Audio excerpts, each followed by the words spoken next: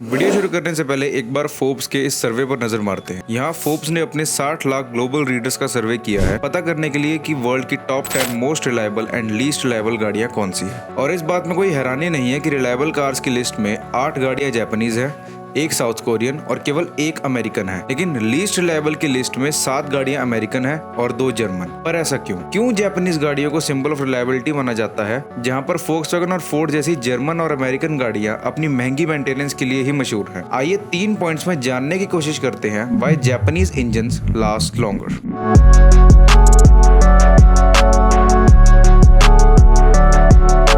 इस बात में तो कोई शक नहीं है कि फोक्सवैगन की ब्रांड इमेज और उनकी गाड़ियां सिर्फ एक चीज की तरफ ही इशारा करती हैं और वो है परफॉर्मेंस। और ये बात सिर्फ फोक्सवैगन तक ही लिमिटेड नहीं है। शेवरले, जो कि एक अमेरिकन कार मेकर है, ने क्रूज को इंडिया में लॉन्च किया और उस गाड़ी को इंडियंस ने डीजल रॉकेट का नाम दे दिया, क्योंकि उसकी परफॉर्मेंस और उस पे जो मॉड्स उस वक्त में किए जा सकते थे वो VW के अलावा और किसी गाड़ी में पॉसिबल ही नहीं थे। तो यहाँ से एक बात तो क्लियर होती है कि American and German car maker अपनी गाड़ियों को परफॉर्मेंस फोकस तो बनाते हैं, बट एक कार को परफॉर्मेंस फोकस रखने के भी अपने ही कई नुकसान है, जिसकी हम आगे इस वीडियो में बात करेंगे। अब ऑन द अदर हैंड, क्या आपने कभी ये सुना है कि टोयोटा के इटियोस या कोरोला को लोगों ने उनकी परफॉर्मेंस की वजह से पसंद किया हो? No right. ऐसा इसलिए क्योंकि इन कार्स को कभी उस तरीके से मार्केट किया ही नहीं गया, जो कि ये शो करता है कि टोयोटा का फोकस कभी परफॉर्मेंस पर था ही नहीं। उनका फोकस हमेशा से रहा है गाड़ी को सिंपल से सिंपल रखते हुए उसकी लॉन्जेटिविटी और इंजन ड्यूरेबिलिटी पर ज्यादा ध्यान दिया जाए। इसे आप एक conservative way of making cars भी कह सकते हैं, बट मास मार्केट में यही उनके लिए वर्क करता है। यही अप्रोच टोयोटा को मदद करती है ऐसी कार डेवलप करने के लिए जिनके इंजन में कम से कम मूविंग पार्ट्स हो,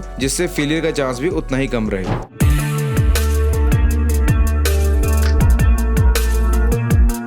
ये फैक्ट है, जर्मन इंजीनियरिंग इस वर्ल्ड की फाइनेस्ट इंजीनियरिंग में से एक है। The type of performance they can pull out of that motor is seriously insane. अब आप फोक्सवैगन पोलो के 1.0 TSI पेट्रोल इंजन को ही ले लो, जो कि सिर्फ 1000 सीसी की मोटर है, but this combined with German engineering is capable to produce up to 110 brake horse power and 200 newton metre का टॉर्क। ये पोलो के पावर टू वेट रेशियो को 0.105 हॉर्स पावर पर केजी तक ले जाता है, जो कि बहुत हाई है एक हैचबैक के लिए। इन्हीं रीजंस के कारण पोलो को द हॉट हैच का नाम मिला है और आपके और मेरे ऐसे कार एंथुसियास्ट के दिल में जगह। बट इसी चीज ने पोलो की रिलायबिलिटी में भी दिक्कतें दी हैं। ऐसा इसलिए क्योंकि एक छोटे इंजन से ज्यादा पावर निकालने का मतलब है उसमें कई तरह के परफॉर्मेंस अपग्रेड्स करना। ये अपग्रेड्स हो सकते हैं turbocharger, improved fuel injection system and much more. But ये सब ऐड करते हैं एक चीज जो कि इंजन में कम से कम होनी चाहिए, वो है मूविंग पार्ट्स। जितने ज्यादा इंजन में मूविंग पार्ट्स होंगे उतना ज्यादा होगा उनका चांसेस ऑफ फेलियर, जो कि बढ़ाएगा उसकी मेंटेनेंस कॉस्ट, जिससे वो बन जाएगी less reliable car. Japanese engines इसी वजह से सिंप्लिसिटी और प्रूवन टेक्नोलॉजीज पर अपने इंजन क्राफ्ट करते हैं, क्योंकि why fix something that's not broken. अब इससे मेरा ये कहना नहीं है कि टोयोटा इंजीनियरिंग और इनोवेशन में कहीं से भी पीछे है, पर उनका हर स्टेप एक क्लियर मोटिव शो करता है, जो कि इंजन को सिंपल और ड्यूरेबल बनाया जाए instead of being more technology focused.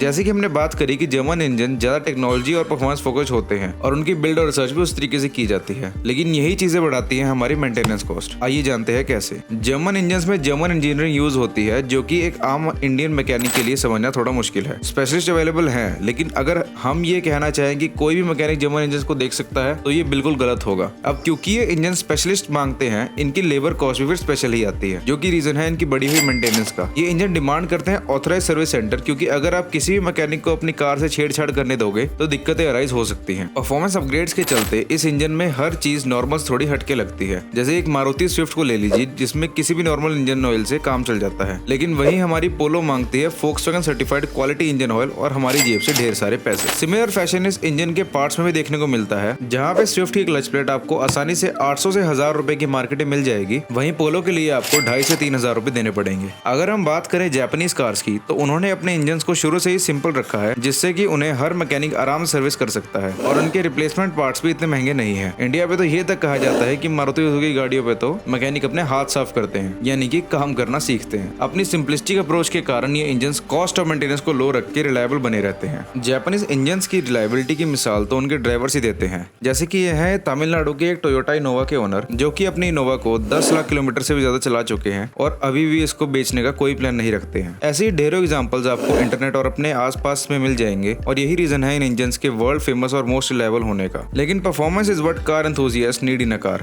And that's why German cars sell in India. But क्या इस परफॉर्मेंस की वजह से हम अपनी कार की रिलायबिलिटी और लॉन्जेटिविटी को ट्रेड ऑफ कर रहे हैं? इस पर आपका ओपिनियन क्या है बताइए मुझे कमेंट सेक्शन में, और वहां पे इस डिस्कशन को कंटिन्यू रखते हैं। अगर मेरे पॉइंट्स आपको पसंद आए हो तो इस चैनल को प्लीज अपने जैसे कार एंथुसियास्ट के साथ शेयर करें and remember to keep being the manual guide. जय हिंद।